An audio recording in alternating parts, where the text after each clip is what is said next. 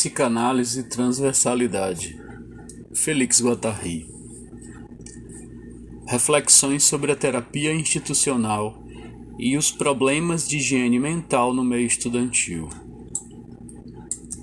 Relatório apresentado à Mutuelle Nationale des Étudiants de France, Diretório Nacional dos Estudantes, a título de conselho técnico e publicado na revista Recherche Universitaire 1964. Os estudos dos problemas de saúde mental deveria ser parte integrante do conjunto da pesquisa antropológica.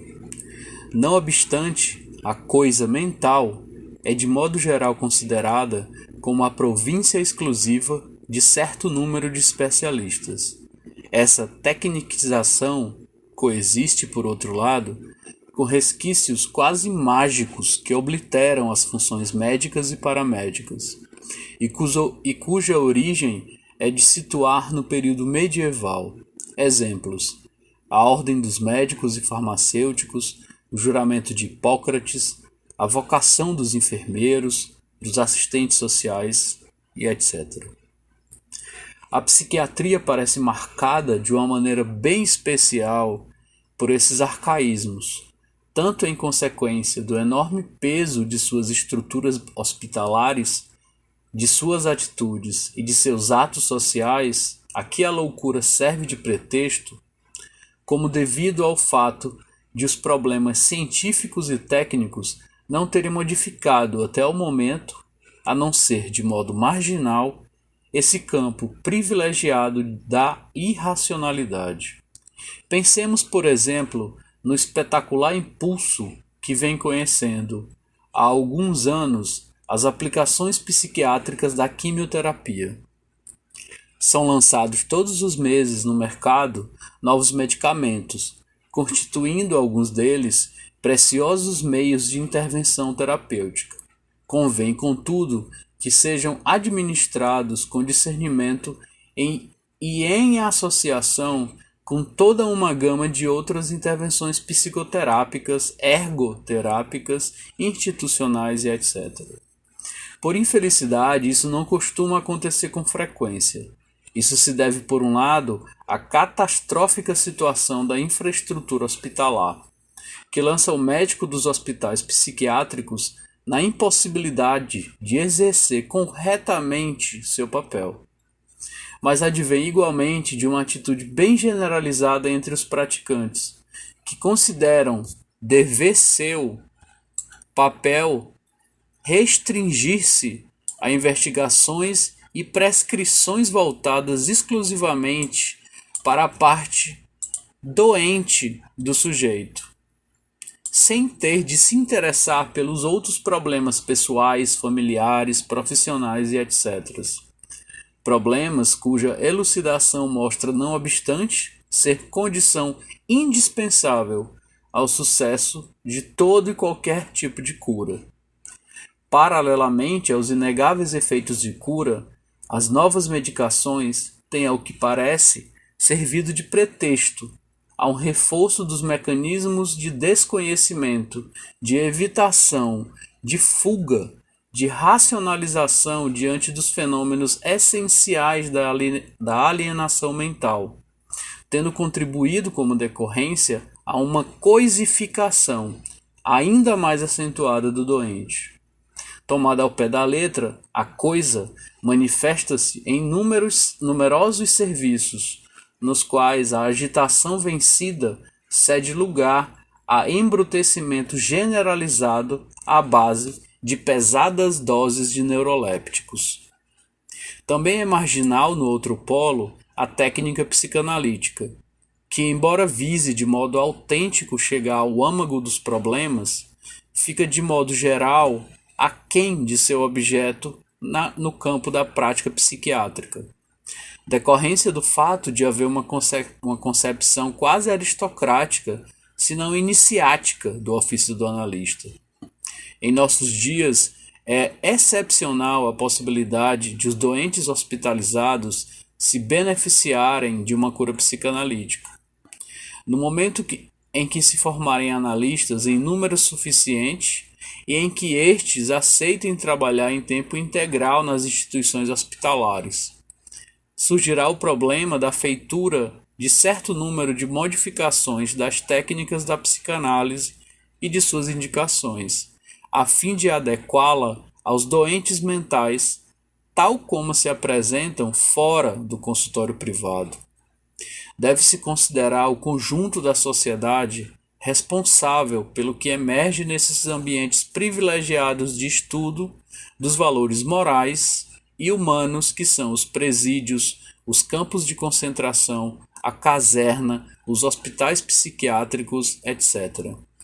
Uma verdadeira pesquisa antropológica deveria propor-se a resgatar as regiões mais ou menos escomotizadas do campo social do ponto de vista normativo, a fim de reavaliar o sentido da sociedade como geradora desses sintomas, com o objetivo de chegar a uma conceituação e a uma praxis capazes de modificar, por sua vez, a situação existente. Seria absurdo buscar repartir as responsabilidades entre os diferentes grupos sociais, aos quais concernem as questões de higiene mental. O corpo médico, o pessoal hospitalar, os organismos sociais, os usuários são cada qual à sua maneira prisioneiros do mesmo emaranhado de problemas, cuja chave se deve aprender no plano do conjunto da sociedade. A cada etapa de seu desenvolvimento, esta requer a manutenção de uma modalidade particular de alienação dos indivíduos com relação às diversas estruturas da coletividade, familiar, escolar, profissional, hospitalar e assim por diante. Esses fatores gerais de alienação têm como efeitos distorcer e mascarar a significação das dimensões individuais da alienação com que lidamos de maneira mais geral no contato com as doenças mentais. Por trás de cada caso há um drama humano a decifrar. Mas é preciso descobrir os instrumentos dessa decifração. Em primeiro lugar, nos diferentes níveis de alienação social em que o sujeito se vê de alguma maneira despossuído de seu problema singular. A noção de neurose prévia, introduzida por Kouchner, nos parece um interessante ponto de partida, mas que infelizmente se mantém no plano demasiado geral, não permitindo que se avalie aí todo o seu alcance, que deveria desembocar, de nosso ponto de vista, a um profundo remanejamento da semiologia e da nosografia, dos planos de referência e das práticas terapêuticas atuais. É nesse sentido que deveríamos considerar que a análise não deveria impor a si limitações de domínio. Cabe-lhes estender-lhe ao conjunto do campo humano em sua condição de realidade biológica, social, histórica, familiar, imaginária, ética e etc. Como alcançar a reorganização dessas fronteiras esclerosadas, invasivas, sempre prontas a renascer e a esterilizar toda pesquisa inovadora? Alternativas dicotômicas entre, por exemplo, o biológico e o psicológico, o neurótico e o caracterológico, o psicótico e o neurótico, entre o conjunto de todo o precedente e o psicossomático. De um lado, tratar exclusivamente a base de neurolépticos, e do outro garantir a psicoterapia pura. As diversas psicoterapias analíticas, as de apoio e depois as do grupo? Como articular essas questões com o outro mundo deveras inexplorado, da readaptação, da reclassificação, dos lazeres, etc. Como evitar que os especialistas se encerrem em suas concepções e em suas técnicas como se estivessem numa fortaleza e remetam o doente por causa de todas as coisas que lhe escapam a outros especialistas, sem se preocupar muito em saber se elas estão ao alcance destes últimos ou se estes terão condições de responder melhor a certas interrogações essenciais, que não são da província de nenhum especialista como tal, mas de um sujeito real. Não correrá esse círculo de especialistas o risco de passar quase com certeza ao largo do sujeito? É a essa preocupação que respondem a pesquisa de uma medicina de grupo, a realização de reuniões de síntese e etc. Não há igualmente o perigo de perder de vista o essencial, sem que reste dessa vez ao doente o recurso imaginário de esperar encontrar alhures o bom especialista?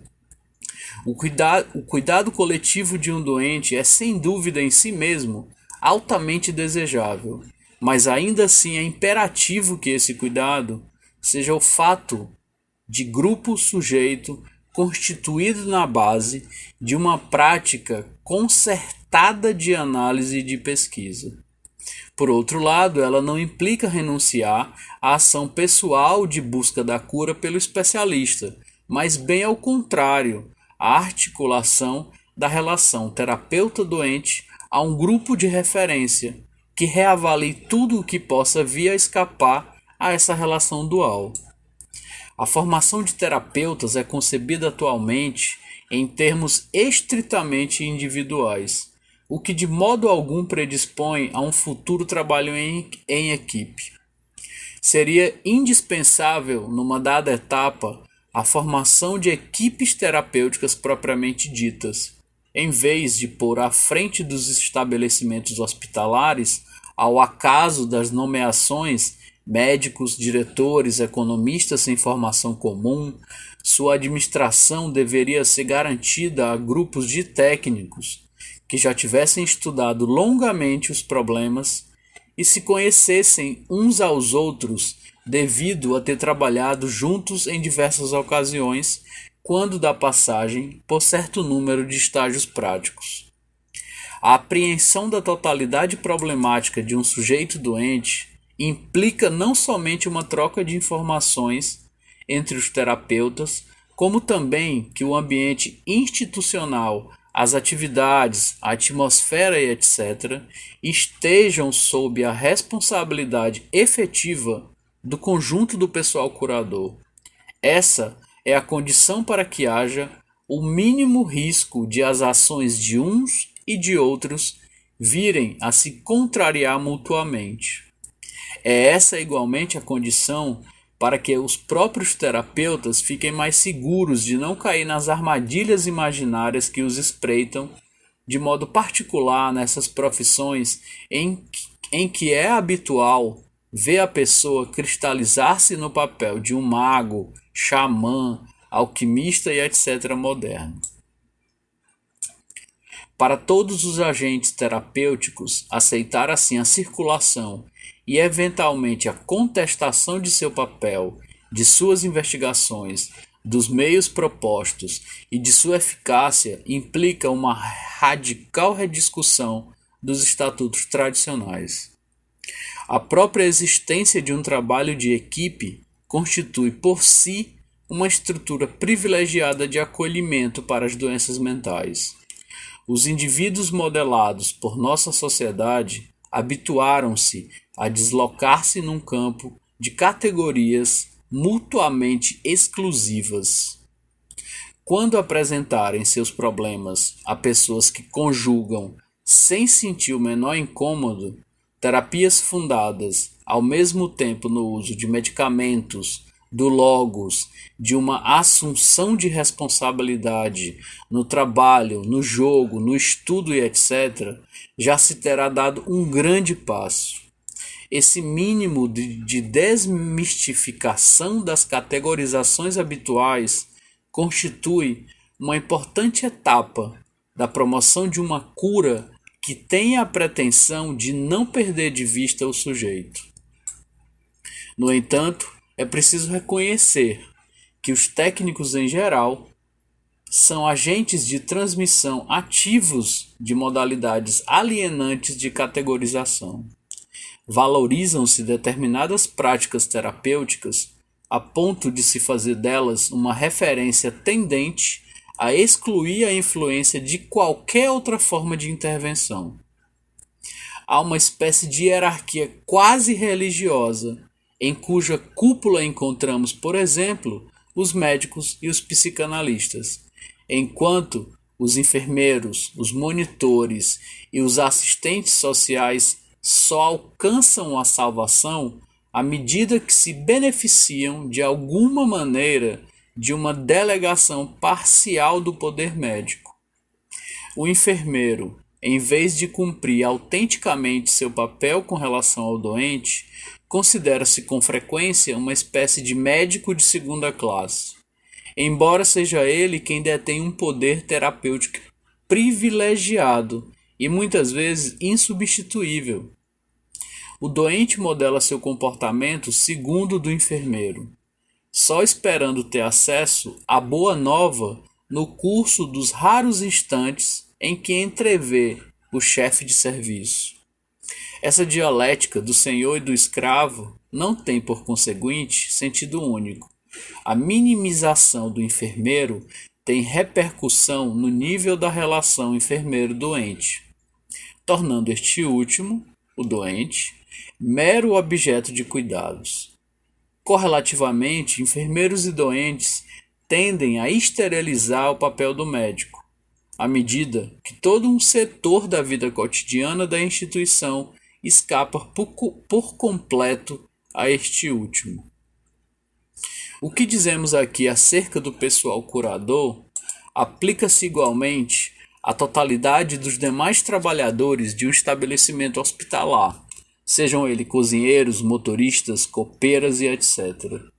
O fato de a recuperação da totalidade do pessoal de uma unidade de cuidados gerar, para cada um, a possibilidade de cumprir autenticamente um papel humano perante os doentes, de organizar à sua maneira seu local de trabalho, seu horário, sua formação e etc., permitindo-lhe multiplicar seus contatos com os doentes e dando-lhe ocasião de participar de uma atividade conjunta, constitui uma extraordinária possibilidade de extensão do campo terapêutico, requerendo ela, destaquemos, ser estudada e controlada de modo permanente pelo coletivo de cuidados tomado em seu conjunto. Não há dúvida de que as disparidades sociais no âmbito do campo social dos curadores não podem ser completamente suprimidas, sendo, porém, essencial a reelaboração de seus efeitos patogênicos, particularmente por meio da organização sistemática de toda uma série de encontros e reuniões que ensejem a expressão de problemas que, sem essa providência, viriam a perturbar a finalidade do conjunto do sistema. Não existe fórmula institucional alguma que se deva considerar primordial e recomendável como tal. Em contrapartida, é essencial que se adote uma orientação que vise chegar a uma profunda reformulação dos papéis profissionais, tais como aceitos comumente, ao menos em seu aspecto vivido. Isso exige da parte da equipe curadora um esforço contínuo para vencer as resistências de toda e qualquer origem. Trata-se, por outro lado, de uma luta do que de uma espécie de psicoterapia de grupo. Insistamos no fato de que esse processo de análise do ambiente não pode ser realizado a partir de fora. Ele deve estar ligado de corpo e alma à própria instituição. Claro que a análise coletiva poderá ser levada a usar conceitos elaborados a lures, por exemplo, na pesquisa psicossociológica, mas no essencial, ela deverá conquistar por seus próprios esforços, ao longo das diferentes etapas de seu desenvolvimento, de suas realizações e mesmo dos fracassos, sua capacidade de conceituar as situações, de se assenhorar-se delas e de modificá-las. Quando afirmamos que existe uma espécie de chave mestra que sobredetermina os processos de alienação dos diferentes ambientes sociais, não estamos dizendo que deveríamos esperar que cada um deles esteja em relação unívoca com uma espécie de modelo que permitisse dar conta disso de maneira mecânica. Pensemos, por exemplo, no que acontece num hospital do Estado. O comitê de vigilância, a direção, os médicos, etc., talvez se mostrem relativamente homogêneos com respeito ao modo de relação vigente no resto da sociedade industrial, enquanto no nível das cozinhas, do cuidado das instalações, da lavanderia e da despensa se esteja mais perto de relações do tipo feudal, sem falar do destino reservado aos doentes, que parece por vezes reduzir-se pura e simplesmente à servidão. Acentuemos de passagem que a modificação das situações concretas de existência e a implantação de recursos suscetíveis a facilitar a reorganização das práticas e estratificações sociais existentes constituem não somente uma urgência para os hospitais da antiga tradição, como uma necessidade para numerosos estabelecimentos modernos que são cuidadosamente organizados do ponto de vista do conforto, mas afetado desde o começo pelas doenças sociais que gangrenam o meio, poluem a atmosfera. Estabelecimentos que, num contexto mais asséptico, assumem por vezes uma inflexão ainda mais inumana. Talvez não tenha sido por acaso que a primeira e mais original transformação de um hospital psiquiátrico tradicional tenha vindo a ocorrer no mais subdesenvolvido lugar da França, Lozère.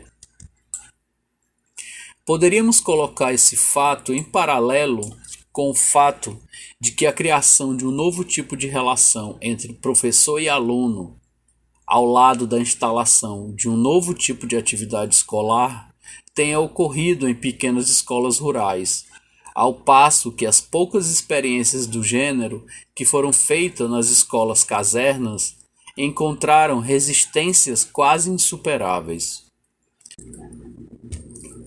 É perfeitamente compreensível que os problemas de higiene mental, que dependem, por exemplo, da administração pública do SEM, se mostrem mais complexos e envolvam obstáculos de superação mais difícil do que em qualquer outro lugar.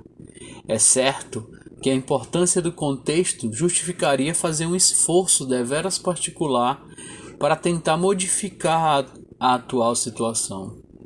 Não faltam, aparentemente, à nossa sociedade da liberdade, igualdade e fraternidade bons sentimentos, porém ela é marcada por uma espécie de incapacidade de aprender as relações humanas concretas de uma outra maneira, além de através de um enorme aparato burocrático. Desse modo, depois da libertação, algumas circulares ministeriais propuseram a generalização de diferentes experiências em matérias de ergoterapia, de serviços públicos, de setorização, de hospitais de dia e etc. Até o momento, os resultados têm se mostrado em seu conjunto decepcionantes. Isso se deve ao fato de não se terem instituído as reformas essenciais apenas por meio de circulares administrativas. Foi, em particular, o que ocorreu quando a instalação de equipes terapêuticas, cuja necessidade evocamos. Sua existência depende, em última análise, da vontade do que se interessam por sua criação, gestão e orientação. Embora seja verdade que os tipos de alienação social que se desenvolvem nas relações entre médicos e enfermeiros, médicos e pacientes, enfermeiros e pacientes, não passam de variantes de um modo privilegiado de alienação existente no nível do conjunto da sociedade. Nem por isso deveríamos esperar passivamente uma transformação política revolucionária que se proponha a alcançar a supressão da exploração do homem pelo homem para nos dedicar à desmistificação dessas relações. Em todas as situações concretas são possíveis modificações, mas é preciso formular corretamente o problema. É improvável que uma equipe terapêutica possa desincumbir-se bem de sua tarefa se não tiver uma consciência precisa dos limites de suas possibilidades de intervenção e do caráter relativamente parcial do requestionamento que lhes é possível fazer no âmbito de uma dada situação social. Se não nos enganarmos com ilusões reformistas, não poderíamos, por exemplo, perceber que se podem facilmente criar hoje condições de trabalho capazes de levar ao radical desaparecimento de tabus inerentes às funções hierarquizadas e de, por esse meio, chegar à instalação de um sistema no qual a aceitação de uma contestação recíproca venha a ser a regra, que é, por outro lado, a única suscetível de garantir a emergência da verdade no campo da ciência e das técnicas humanas. As incidências imaginárias da exploração do homem pelo homem têm sido menos destacadas do que seus aspectos puramente econômicos. Não obstante, tocamos aí um ponto nodal, a partir do qual uma perspectiva de revolução social poderia igualmente encontrar uma imensa fonte de energia. Em muitas ocasiões, os organismos sociais criados como resultado de conquistas operárias puderam imprimir reformas estruturais deveras relevantes nas instituições hospitalares.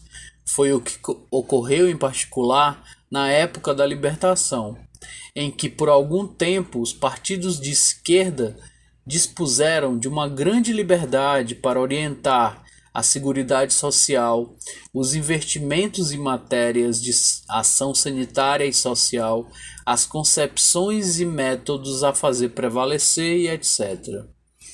O poder do Estado teve mais facilidade para recolocar esse domínio sob sua tutela, porque as organizações operárias não foram capazes de elaborar objetivos suficientemente claros que teriam permitido que a massa de usuários se pronunciassem com conhecimento de causa. Aqui poderiam ter podido recorrer os beneficiários da assistência para lutar. Que diferença fazia para eles aquilo que o Estado administra e aquilo que, por exemplo, propõe os diversos órgãos de assistência mútua? Continua a ser necessária a elaboração de uma perspectiva de conjunto acerca dessas questões. Perspectiva que se propõe a modificar de modo profundo as atuais instituições, ao tempo em que abra as mentes a soluções ainda mais radicais no âmbito de uma transformação revolucionária da sociedade. Os problemas evocados pela Sociedade Mútua Nacional dos Estudantes Franceses, a MNEF, precisariam ser ressituados no tocante a essa carência de perspectivas reivindicatórias num nível mais global. Os dirigentes estudantis discutem com frequência questões de cogestão. Não me parece que se tenha esclarecido suficientemente o caráter devera superficial do que se acha envolvido na gestão. Trata-se, na verdade, de seus aspectos administrativos. Poder-se-ia, quem sabe dizer, paradoxalmente, que o tema a ser posto em questão no campo de que nos ocupamos não é só a gestão das instituições encarregada dos cuidados, da seleção, da formação, do modo de trabalhar dos agentes de cura, mas igualmente a gestão da própria enfermidade, ou, se preferir, de seu invólucro psicossocial, à medida que este pode tornar-se um fator dominante, a ponto de mascarar os verdadeiros problemas psicopatológicos do drama individual, no sentido a que se referia Politzer. O mundo estudantil é marcado por dimensões específicas de alienação. O jovem que chega à universidade, sujeito ou não a transtornos mentais, vê sua personalidade reorganizada em função das características patogênicas do conjunto desse ambiente. Não é, pois, absurdo pensar numa ação preventiva nessa escala. A situação de estudante implica um modo transicional de ser, nos diversos planos de maturação biológica, psicossocial, psicossexual, social, intelectual, política e etc. A imagem da sociedade adulta esconde o conjunto de seu campo intencional. Ela é vivida como exterior, alienante e ao mesmo tempo desejável, visto que é o suporte de uma série de valores econômicos e de prestígio. Reencontramos aqui o formalismo da ruptura dos planos de referência que avalia o estudante a partir do papel que ele vai ter de desempenhar quando tiver terminado. Enquanto isso não acontece, ele não passa de uma espécie de embrião, um futuro papel importante, mal formado e, em todo caso, nunca um sujeito inteiro. Vendo os estudantes desse ângulo, não seria possível separar os problemas de higiene mental dos problemas da pedagogia nem do necessário remanejamento das atuais práticas universitárias. Toda a estrutura existente implica um permanente esmagamento da espontaneidade individual do jovem sujeito, da emergência de suas formas de expressão cultural e de seus atalhos, em certas ocasiões de difícil entendimento por um adulto que deixou de ser compreensivo, porém com frequência inevitáveis para uma realização harmoniosa de seu desenvolvimento.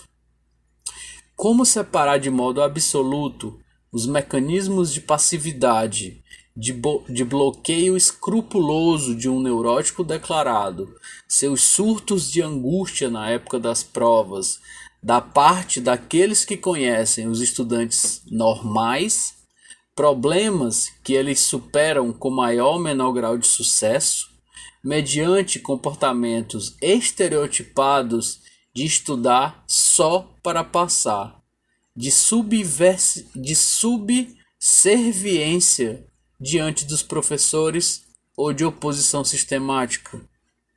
O fato de a instituição universitária organizar-se de modo a atender a necessidades de promoção hierárquica, tal como definidas pelas empresas privadas e estatais, sufoca o aspecto cultural e formador que deveria ser o essencial dos anos de aprendizagem.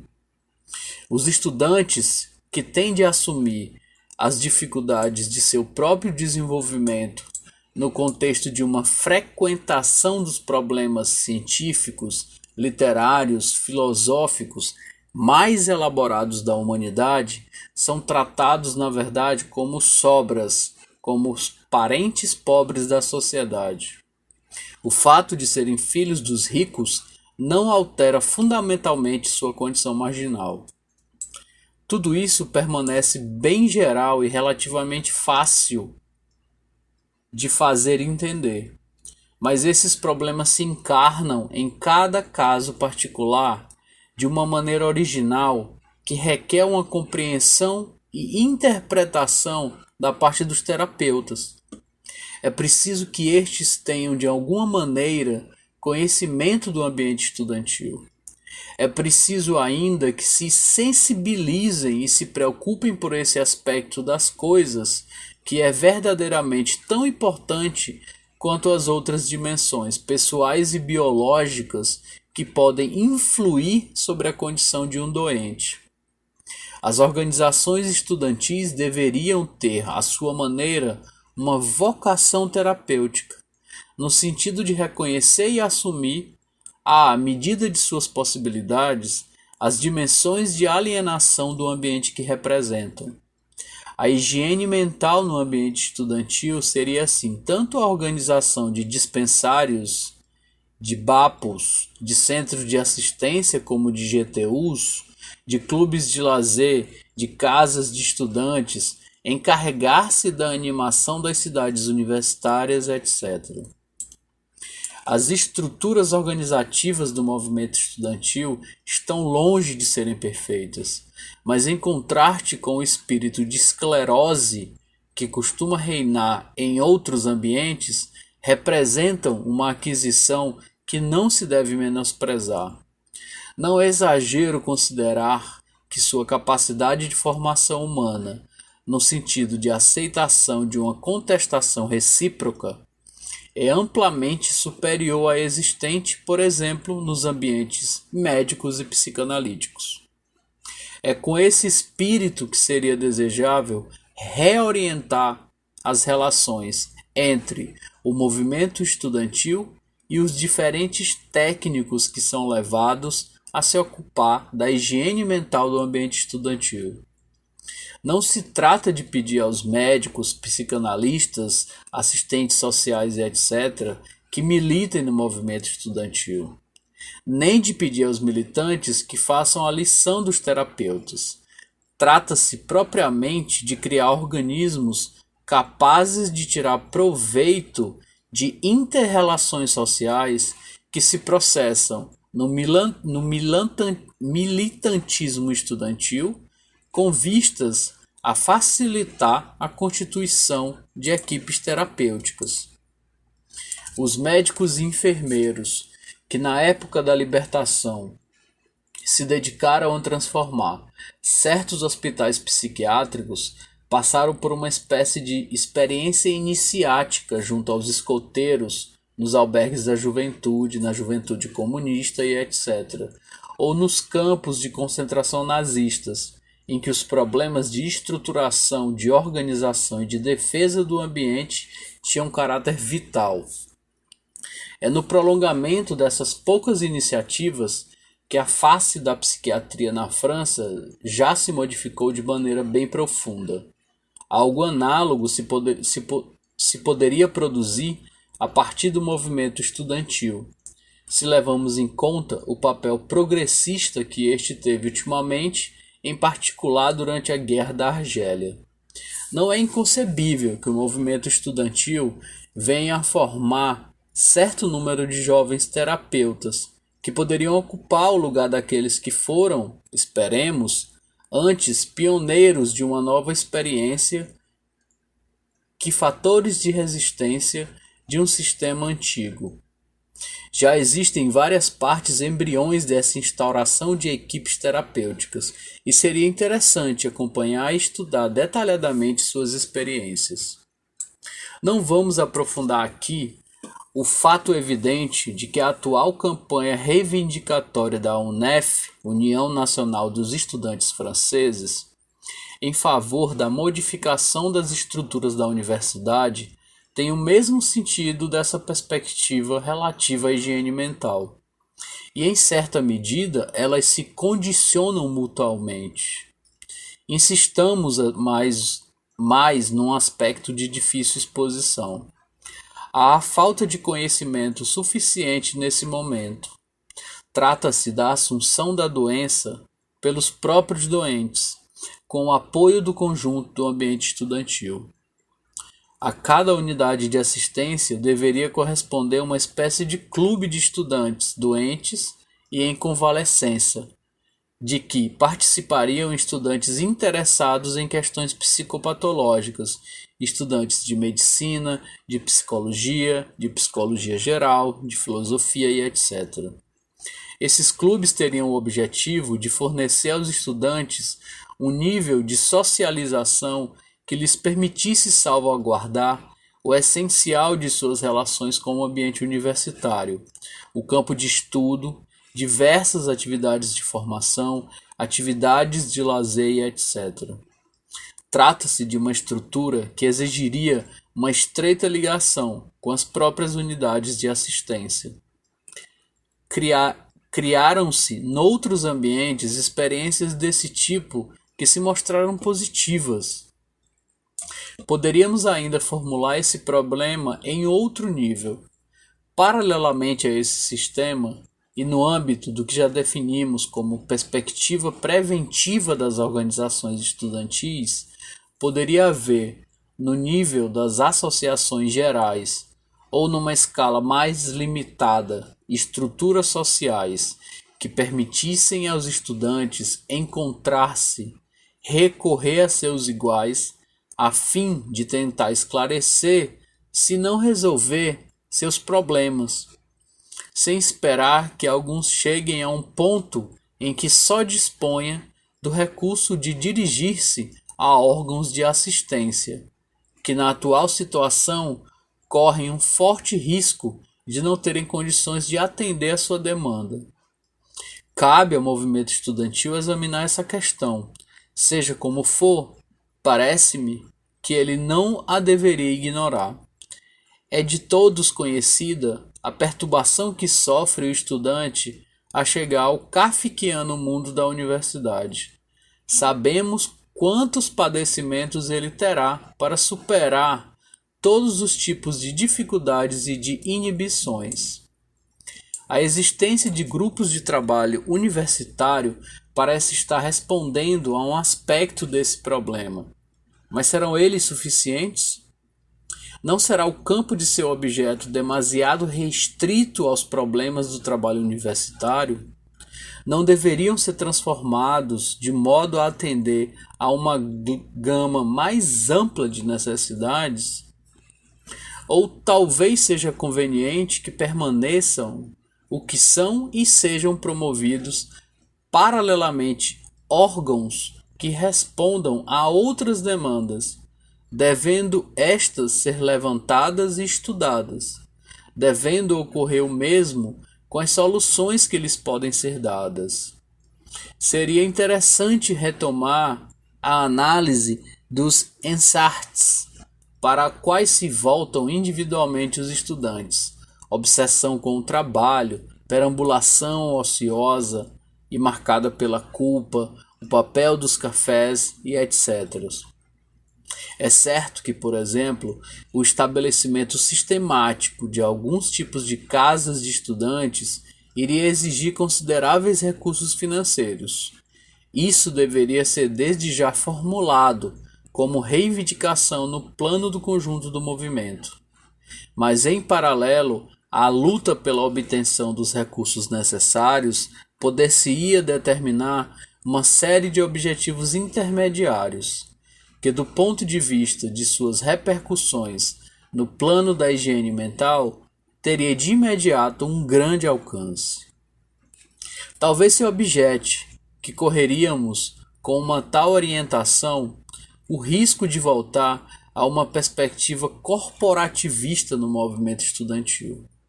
Isso poderia vir a ocorrer na medida em que uma tal estruturação não estivesse estreitamente ligada à implantação profunda de um verdadeiro movimento sindical estudantil.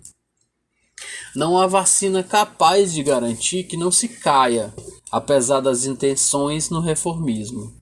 O Estado está sempre pronto a incorporar à sua maneira e recuperar as mais valiosas conquistas. Por exemplo, a Seguridade Social, os comitês de fábrica, as residências de jovens, a escala móvel de salários, os albergues da juventude e etc. Amanhã ele poderá fazer o mesmo com os GTUs e com o salário estudante. Pode-se, no entanto, imaginar que a existência dessas casas, que se possibilitariam a uma grande massa de estudantes encontrar-se, trabalhar, discutir, distrair-se, venha a favorecer um reforço do movimento estudantil. Mas isso depende, em seus aspectos essenciais, de sua real implantação e da relação de forças concreta. Indo mais longe, não seria possível considerar que uma tal estruturação do ambiente, realizada em ampla escala, viesse a permitir aos estudantes a saída de seu gueto. De um lado, eles poderiam ser levados a debater toda uma série de problemas que podem facilmente encontrar em seu programa universitário, e do outro, forneceriam a si mesmos recursos para entrar em relação com toda uma série de setores da sociedade de que se acham separados. Por exemplo, ao convidar pesquisadores, técnicos, representantes sindicais e políticos de várias extrações e tendências, escritores, artistas, etc. Também seria possível conceber a organização de algum gênero de pesquisas coletivas do tipo que foram introduzidos no âmbito escolar pelos técnicos dos métodos ativos, como encontros de estudantes com trabalhadores de diversos ramos empresariais. Não duvido de que os primeiros resultados desse tipo de pesquisa permitiriam destacar o desejo de inúmeros jovens trabalhadores de manter relações contínuas com os estudantes. A necessidade de princípio de uma luta contra a segregação social que se mantém entre jovens operários e estudantes é facilmente reconhecida pelos representantes estudantis, mas a dificuldade vai se manifestar sobretudo no nível dos meios a empregar. Não obstante, há uma série de possibilidades, e seria possível explorar desde já experiências parciais. Enquanto o movimento estudantil daria assim um testemunho concreto de sua recusa da situação a que são submetidos os jovens trabalhadores, modificando-as dessa maneira, por pouco que seja, os estudantes, por sua vez, ganhariam muito com esse gênero de frequentação. Essa perspectiva me parece igualmente coerente com a reivindicação de uma modalidade de estudos que situasse o estudante como trabalhador em formação. A formação profissional, tal como está organizada para os jovens trabalhadores, implica uma impossibilidade quase absoluta de acesso a uma cultura aprofundada. Também nesse caso seria possível comparar os resultados. Felizmente, nesse plano, não estamos totalmente a favor dos estudantes, apesar das pretensões de todo tipo de grupos industriais e tecnocráticos no sentido de modelar completamente a universidade à sua imagem.